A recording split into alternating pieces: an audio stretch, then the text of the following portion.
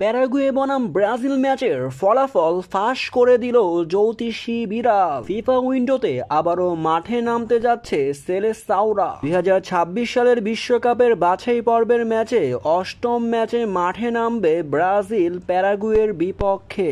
September মাসে ইতিমধ্যেই এক ম্যাচ খেলে ফেলেছে ব্রাজিল ইকুয়েডরের বিপক্ষে। সেই ম্যাচে হতাশা ভেঙে ইকুয়েডরকে 1-0 গোলে হারিয়েছে সেলেসাওরা। দরিবালের শিষ্যরা এবার 11 সেপ্টেম্বর মাঠে নামছে প্যারাগুয়ের বিপক্ষে। বাংলাদেশ সময় ভোর 6টা 30 খেলাটি শুরু হবে। এখন পর্যন্ত 5 বারের বিশ্ব চ্যাম্পিয়ন্সরা প্যারাগুয়ের মুখোমুখি হয়েছে 84 বার, যেখানে সেলেসাওরা জয় পেয়েছে 52 বার এবং প্যারাগুয়ে জয় পেয়েছে 13 বার, ড্র হয়েছে 19 বার। ব্রাজিল এখন পয়েন্ট টেবিলের চতুর্থ স্থানে দখল করে বসে আছে। এই শক্ত স্থানকে ব্রাজিল হারাতে দেবে না, তাই তো প্যারাগুয়ের বিপক্ষে ভালোভাবে প্রস্তুতি সেরে নিয়েছে ব্রাজিল।